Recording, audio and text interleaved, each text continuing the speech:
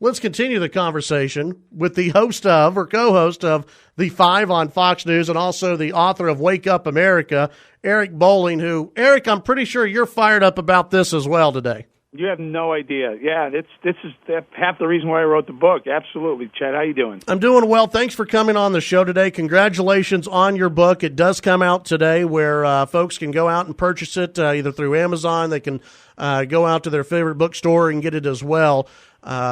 Tell us a little bit about your book and also how it ties in with the news that we're hearing today, because it all does tie in together, correct? Yeah, absolutely. And thank you again, Chad. The book is on fire, hot like Texas fire right now, #1 on Amazon bestseller. I wrote the book because of President Obama. In fact, I dedicated the book to President Obama because 7.5 years ago, he told us he was going to fundamentally transform America, and he's done that over 7.5 years. That's all he's done is pulled us left away from our core virtues, our core values. So I wrote about 9 core virtues that we needed to get back to the center before we lose the country. Nowhere is it more important than what we're seeing going on right now in the Supreme Court. We have a 4-4 split court divided.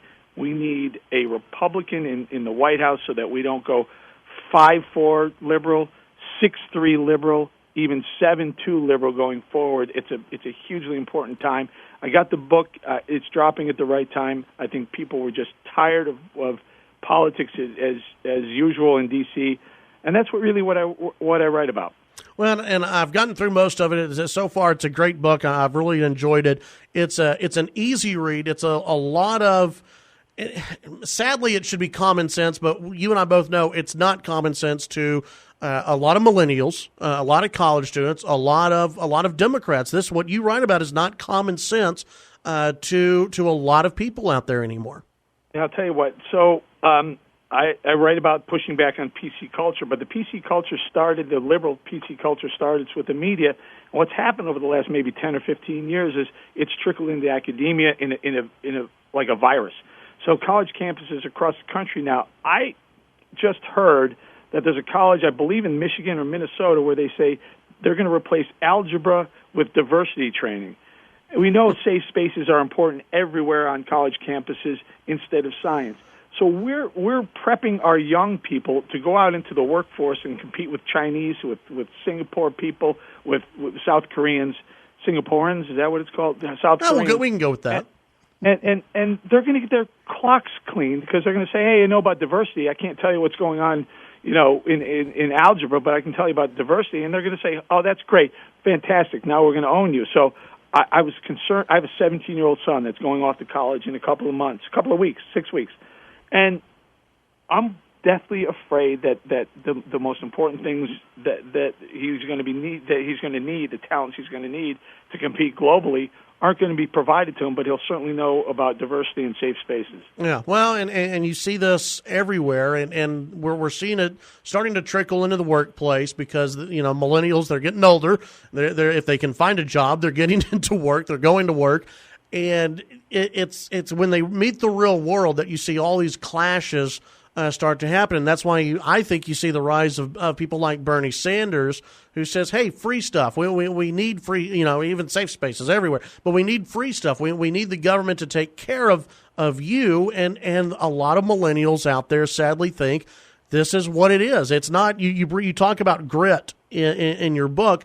You don't see that with millennials. It is, what can I get for free? What's the handout that I can get? I don't want to work hard. That's the first virtue I write about, grit. When we get knocked down as Americans, we brush ourselves off, get back up.